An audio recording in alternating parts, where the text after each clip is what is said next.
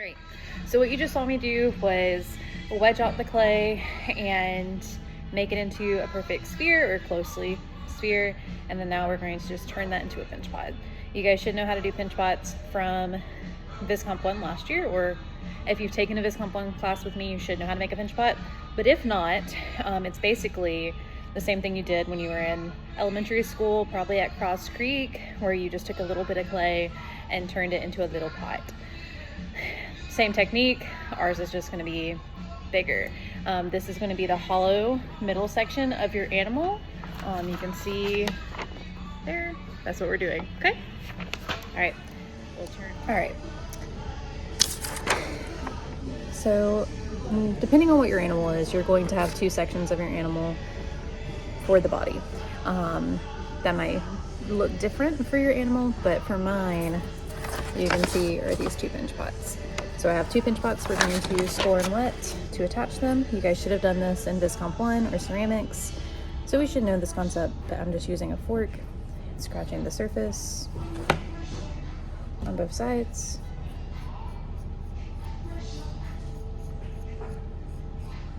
Adding some water, and then attaching them together.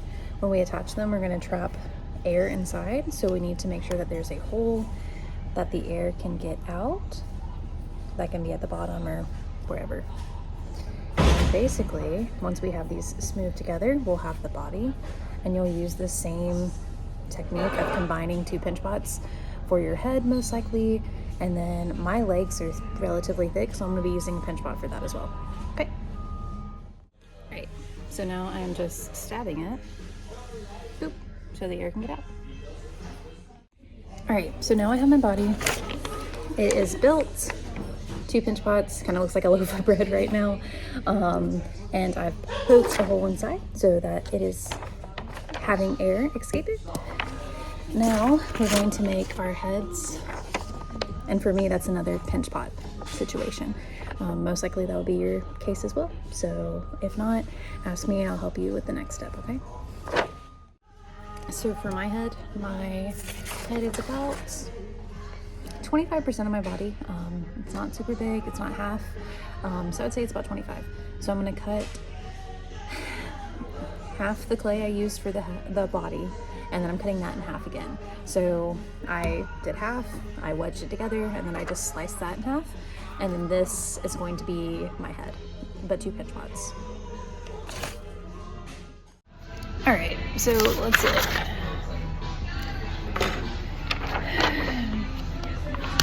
Obviously, I still have more, and I have to like round my body out to make it more oval shaped. Right now it's kind of like flat, and then I have my head, okay? Looking at the proportions of my body to head ratio in the photo, I think that my head needs to be a little bit smaller, so I'm gonna go ahead and I'm just gonna slice it. I'm just gonna take this tool and just slice a little bit off. It's scary, but it's gonna be fine. And then I'm just gonna re-round it out. It's still gonna be hollow on the inside, but we'll see if that's a little bit better size-wise, and then I'll go back to the time lapse. Yeah, that's way better. So with that, now that I have my head, I'm going to let these harden just a little bit. I'm gonna go roll a slab and let that harden as well, and that's gonna be for my neck. Let me show you. So when I broke down my animal into different clay building techniques, I used a slab for my neck, and so that needs to harden to probably about a leather hard state. So I'm gonna roll that out, let it dry. I'm gonna let these harden a little bit, and then I will probably go ahead and start creating the pinch pots for the legs, and I'll do that all in a time lapse. But if you have any questions about these steps, pause the video and go ask me, okay? All right, I just want to pause it there for a second to show you. This is how much you need to score. You can't really score and wet too much. I mean, you can add too much water, but you can't score too much. So make sure you're doing it enough, because these are going to be your legs. That's what I'm doing right now. It doesn't look like legs because it's upside down. And that's how I would build your legs, is build them upside down, and then once they are leather hard and they can hold the stability of your animal, then we'll flip it over. But really, really score, wet, attach. Okay.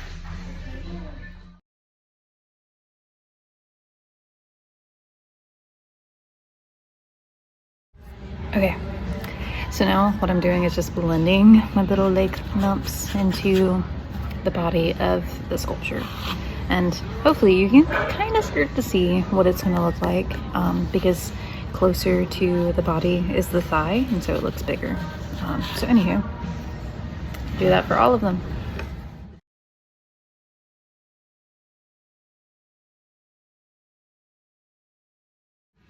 All right, so I've attached the pinch pots to the sculpture, and then now I'm going to add the legs, and these are just kind of coils, and I'm going to attach it like that. Okay.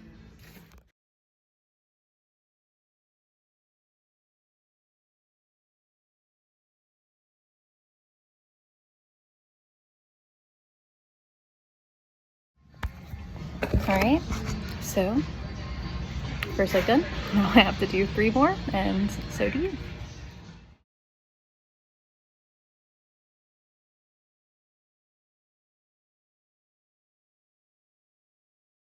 But now to work on figuring this out. So my head's very heavy, so I'm probably gonna scoop a lot of it out to really, really make it thin, so that it won't be top heavy.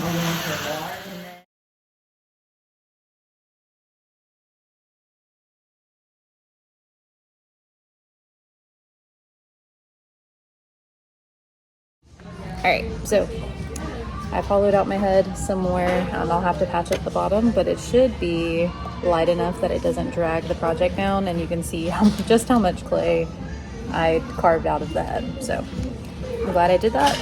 That's going to help prevent it from blowing up in the kiln, but also keep the structure sound.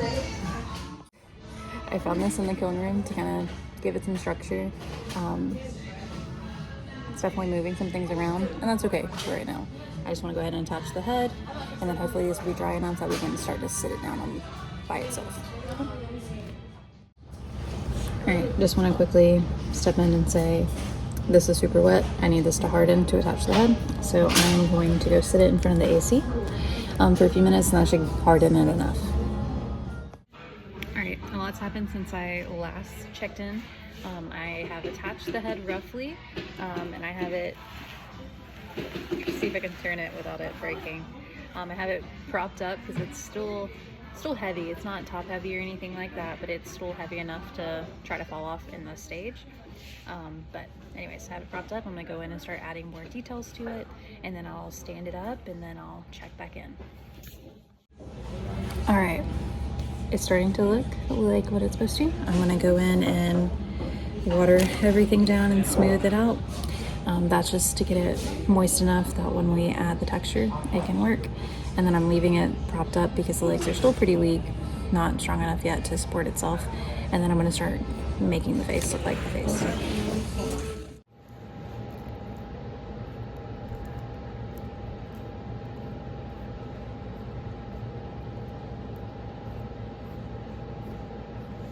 Well, I think it's working, guys.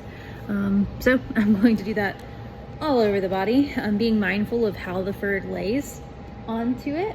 So obviously down the legs, we're gonna go this way, down the back. All right, I just want to stop in and show you guys what it's looking like with all the fur. I also took an extra bit of clay and just kind of made a structure for it because the likelihood that it's going to be hard enough to sit like I need it to anytime soon is not likely, and I need to work on all the other stuff. So I made a structure for it, and we're gonna keep going, adding the rest of the texture all over, but I think it's looking good so far. All right, so full 360, everything has texture but the chest and the head. I have to go in and now sculpt the head to look like it's supposed to, but I have all the feet down.